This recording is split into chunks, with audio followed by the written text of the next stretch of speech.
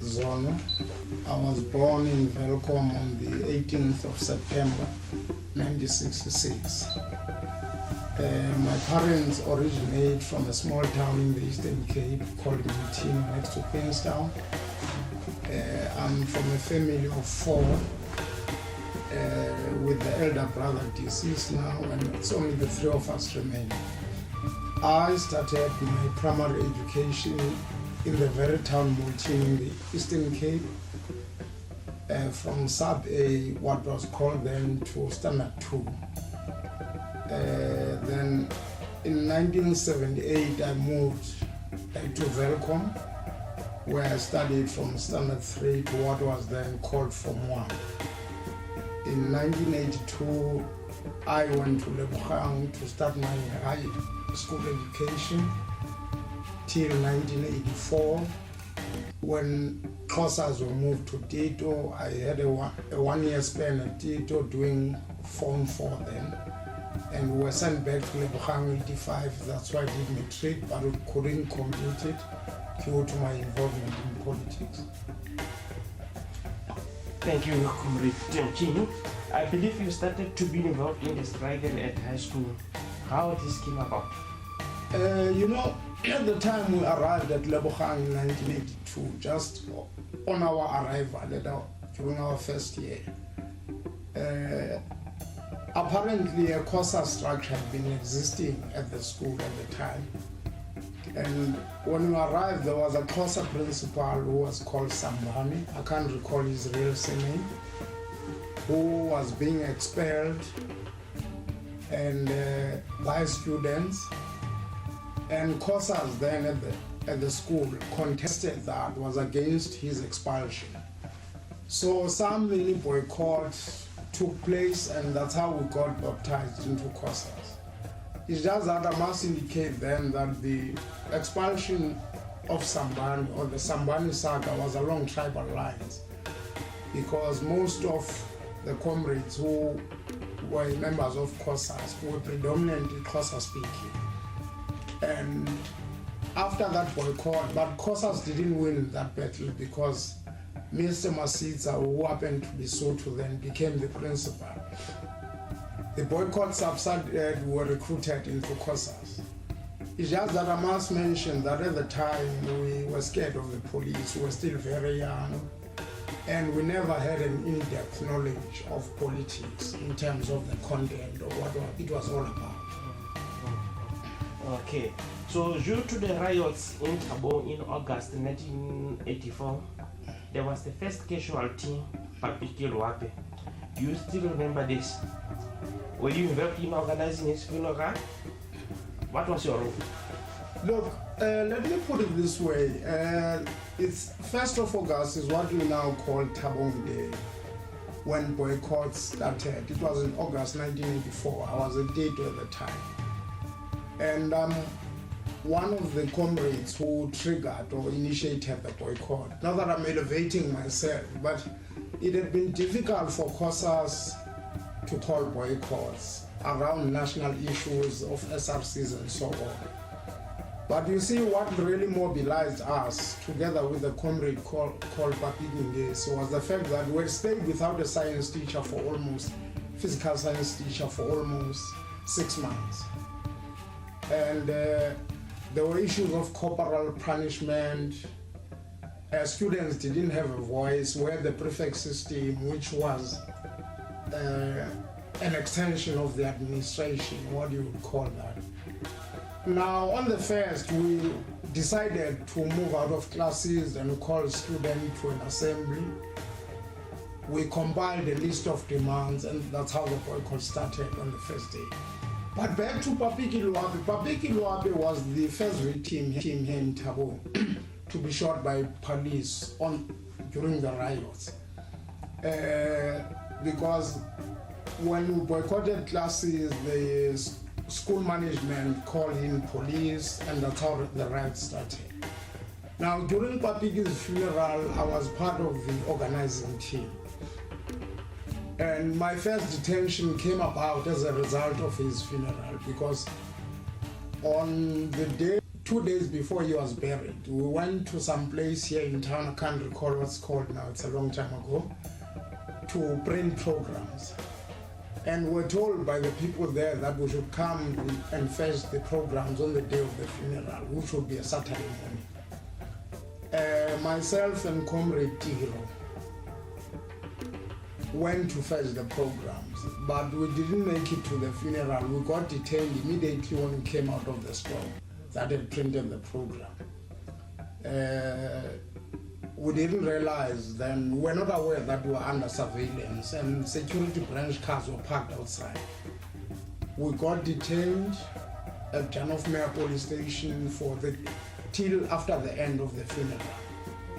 But the good thing was that the very day we were not tortured, except being threatened that we quit politics and so on. We were only released that afternoon, after the funeral was over. Okay. Yes. Yeah. Tell us about your involvement in underground. Who recruited you?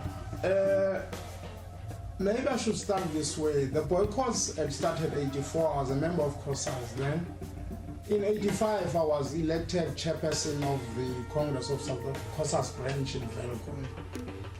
And as chairperson of the branch, there was Comrade Pat Lungwane, who recruited me to the propaganda unit of the ANC underground. Part of the work we had to do, at some point I had to collect house numbers of police and councillors and so on, with the intention that we will sabotage them in the process. So part of my work involved data collection. I also had access to underground literature, and one of the things we had to do, of course, was to, in a way, not overtly, covertly, to propagate ANC policies amongst our members, because it was illegal then. You'd be viewed as subversive if you talk ANC theory above board. But that's how I got involved into the underground. Yeah, because my next question will be, how did you manage to be activist in both worlds, that is the service and undergrounds? I guess people operating in the underground were not supposed to be known by the system.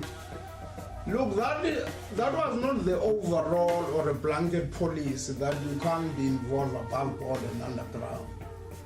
Because it would be impractical for the ANC to influence the direction of events if it didn't have cadres who were above board, you see. The fact that I was not involved in the underground unit that dealt with, you see, the ANC in the underground had propaganda, it had trade unions, it had the military, which was NK. So with those of us that were recruited to be part of propaganda, the understanding was that at least there's less risk, because we didn't have to carry sabotage. But coming back to your question, you see, it was not very difficult to be involved in both worlds. It's just that it was dangerous. And at the time, we had to take instructions. You couldn't refuse being recruited into the ANC, because we understood our struggle as a broad front. So it's just that later one got to understand that it was a risk recruiting somebody who was active above board. We got to know that later, because we were exposed to detentions from time to time, right? And we were under the constant eye of the security police, including their stooges or yompimpis and so on. Yes. Tell us about your incarceration under Section 29 of the Internal Security Act. Do you still remember policemen who arrested you? Do you meet them sometimes now? Rios, you know that question evokes bitter memories, but I'll try to answer it. I can't remember the date, but I got arrested 2 days after my birthday, on the 20th of September. I hadn't gone to school that day, and when I woke up at about 10, because I had been studying the whole night to buy bread, I realized that there were security police cars that were parked in the vicinity of where I stay, but far away.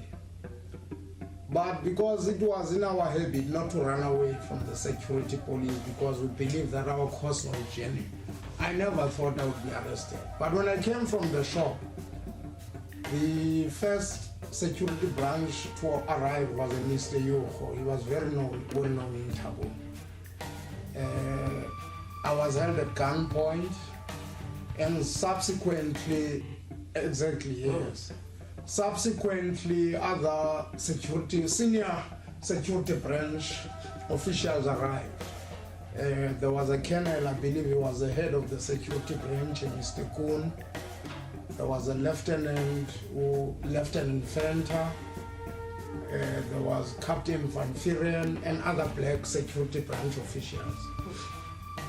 So they did a thorough search in my house, but they never discovered illicit literature. It's just that they got hold of a spray that had been used to paint graffiti after the burning of Kosas at Lebogang. They dig in the garden, apparently searching for explosives. That took about an hour, then I was taken to Jan of Meyer. I don't know if there's anything I haven't covered. And then now you're incarcerated for about 6 months. Yeah, okay, yes. Now what happened, I stayed at Jan of Meyer. I was beaten up, you see. And then late afternoon, I was told that I would be detained under Section 29 of the Internal Security Act. Lieutenant Fenter at about 6 drove me to Virginia Police Station. I got detained there in a cell that had no lights. I woke up the next day, I was given food. Now, it turned out that our unit, I didn't know with whom I had been detained, you see. Now, my interrogator was Mr. Landman. I believe he was a sergeant. Yes, he was the interrogator. But of course, there would be other times if they drove me to Jan of Meyer, other senior security branch officials would be involved. Now, I was requested to write a biography of my involvement. Each night you'll be given pen and paper to go and write whatever in your cell, and then in the morning the security branch will go through whatever you've written the whole day. I tried to delay the process of completing the biography because I didn't know what the security branch knew. But fortunately, what assisted me, I got to know how many of us had been detained. And I was able, to some degree, to tailor my biography in a manner that would not jeopardize other comrades' positions. Now, whilst we're in the process of a biography, I managed to have contact with other comrades who were outside the police station, who either brought me literature and information as to what was going on in the township. But unfortunately, the security branch discovered that I was leaking information. They ransacked my cell, they searched everything, and I was locked up. I would only go out for 30 minutes for exercises. But one day, because I was getting food from the hotel apparently, and there were what were called inspectors and a district surgeon who would come and see me. I believe in the second month I was suffering from depression. I requested medication from the district surgeon, and I was given tablets, but the next morning I had lost my memory. And also coupled with that, there's a meal that I took in one Saturday morning, which I suspected I was poisoned. In fact, I'm actually convinced because to date I'm still under treatment, right? For a psychiatric disorder that resulted from the detention. Now, at some point, I can't remember the details, but at some I was pressurized to write what was called a confession statement, where you would go to the magistrate to make a statement. It took me, I refused initially, but under pressure from torture and confinement, I ended up going there, but I never wrote what they had expected me to write. Things became tense. I was then sent to Grootfontein Maximum Prison. There's what was called the Group of 7 that had been detained there from the Eastern Cape, MK House. I didn't stay there for long. I was brought back to Virginia. Now, I had a serious memory lapse, and till the day that I was released 7 months later, I don't recall what happened. All I know is that I was not myself anymore. Okay. Yeah. Now we'll take a break, and after the break, we will deal with other issues. Now, comrade, tell us about your decision to go to exile. Was it your intention all along from the time you joined COSAS, or were you forced by circumstances? Let me recap, Rios. You would recall I said I had been detained under Section 29, and I appeared in the Bloemfontein Regional Court on charges under the Terrorism Act. It was called Section 74. The main charges were possession of